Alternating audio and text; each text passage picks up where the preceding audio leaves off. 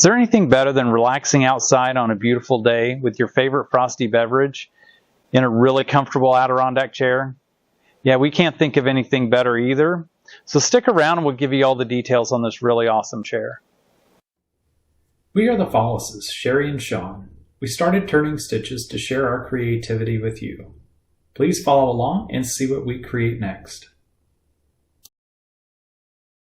So let's get into the details on this Adirondack chair. First of all, this chair was designed by King's Fine Woodworking. James King designed this. I purchased the plans, templates, all that stuff, and this is exactly his design, which turns out to be phenomenal.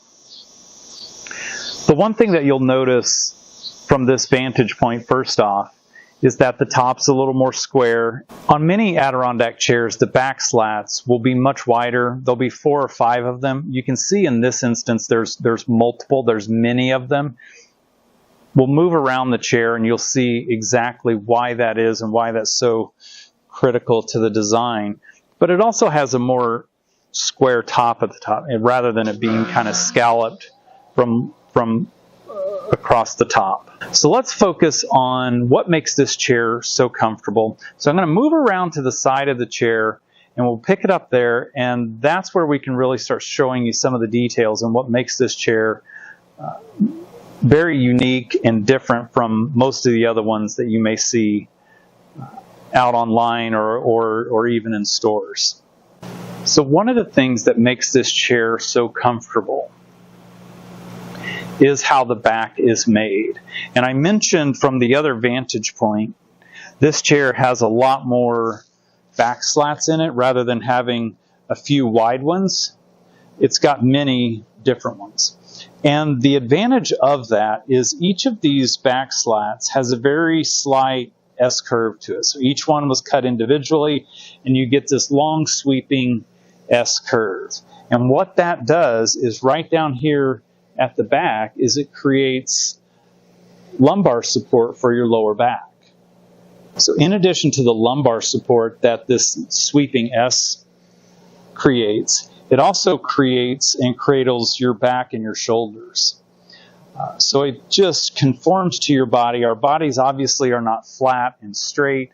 You'll find many wooden chairs, Adirondack chairs, outdoor chairs will have those long back slats that are just kind of flat and straight, but the curvature here really gives this chair not only a unique look, but it also provides for unparalleled comfort. As we work our way around the back of the chair, one of the things that you'll also notice is there's really 3 cradles on the chair, and they're all curved. So what this curve allows or creates is not only do we have this S curve sweeps from top to bottom in a very gradual S, creating that lumbar support, giving us great support for our shoulders, and it just sort of comforts us.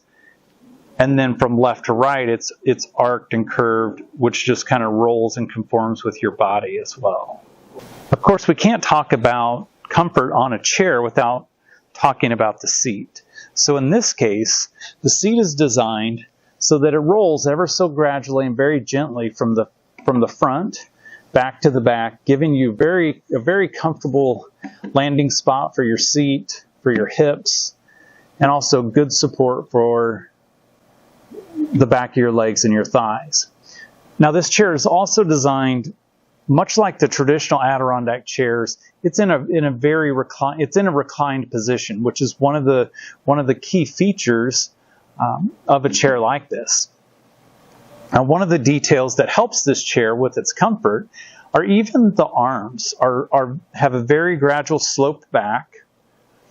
And what this allows, or what this prevents, is having your shoulders or your elbows are here in a nice, very relaxed position. I'm not crunched up here. My shoulders aren't pushing up high, up towards my ears. Because on some Adirondack chairs, what you'll actually find are the arms are more parallel to the ground rather than being more parallel to the seating position.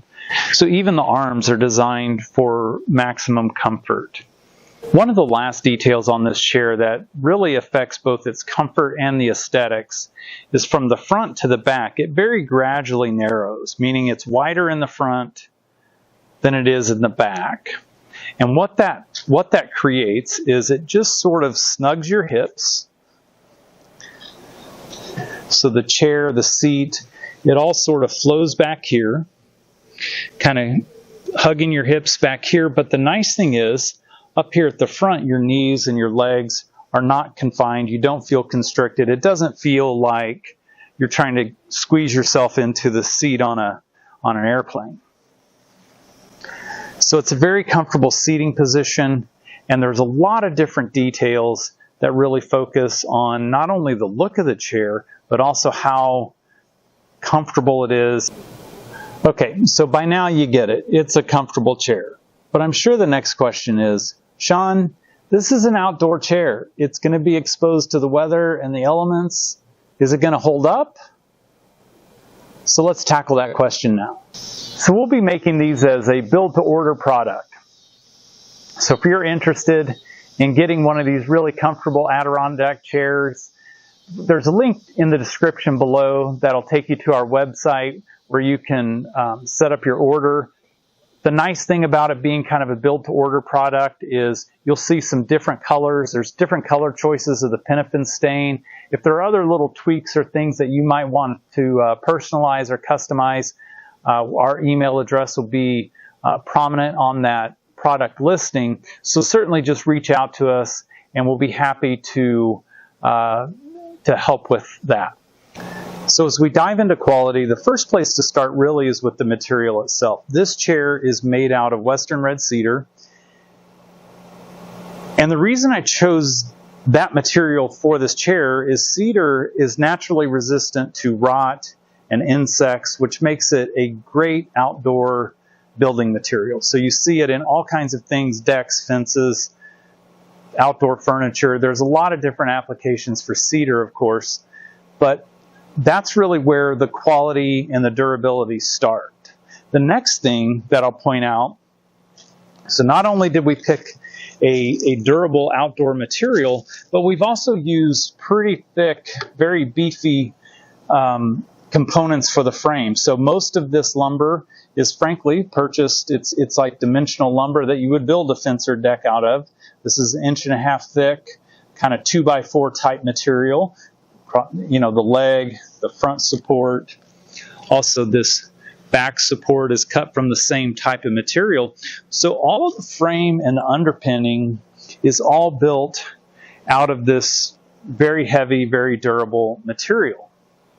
As we look at the seat, the thickness of this material is all 1 inch thick. Same thing with the arms. These are also about 1 inch wide in this instance, and about 1.25 inches thick. So everything on the chair, as far as the wood components, are very, very thick. They're very durable, and maybe even bigger and heavier than they may need to be, but that all adds to the strength. So of course the material and all the component strengths are very important, but if we don't assemble it well, we don't have much. So in this case, we've used stainless steel screws and fasteners for all of the joints, in addition to Titebond 3 Ultimate Exterior Grade wood glue. So we've kind of used a belt and suspenders approach with the assembly to try to make the chair as strong as we possibly can. We selected stainless steel just to prevent any kind of staining that might occur. Stainless steel resists that blackening that'll happen sometimes when water or when the metal reacts with the wood, especially cedar. So we've tried to select very good fasteners and assembly methods to also help with the strength, overall strength and durability of the chair. So we've got the chair flipped up on its back. So we can show you one detail here. But on each of the legs, we've coated the ends with epoxy just to help slow down the process of water absorbing into the wood. It's just kind of a natural reaction, whether the chair's on the ground or on concrete. Water's going to get sucked up into the wood. That's just how the wood works. And so we put epoxy on each of the 4 legs to help slow down that process. Okay, while the chair's tipped over, I want to demonstrate one other detail the chair is designed for. But you'll notice on the back of the legs, there are a couple wheels. And these wheels are just designed to make it a little bit easier to roll the chair around. You can kind of see here on this little patio surface I've got here. But it makes it easier just to maneuver the chairs and move them. And then when you put the chair upright, that wheel is not touching the ground and the chair is very solid and sturdy.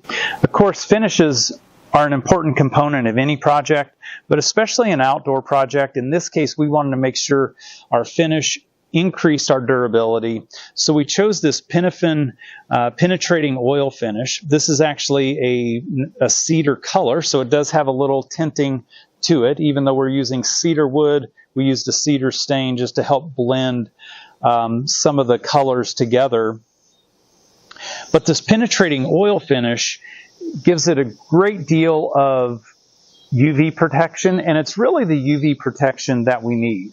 So in addition to the UV protection that Pinafin provides, it's also a very easy finish to maintain, which makes it a lot easier if you want to, if the chair is starting to look weathered after a few seasons.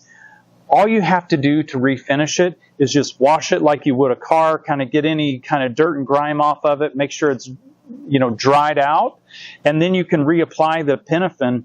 There's no hard coating, shell or coating on the finish like you might have with paint or some polyurethane products. So there's no sanding involved if you want to kind of refreshen or refinish the chairs. So it makes it very easy to maintain and keep looking great for years to come.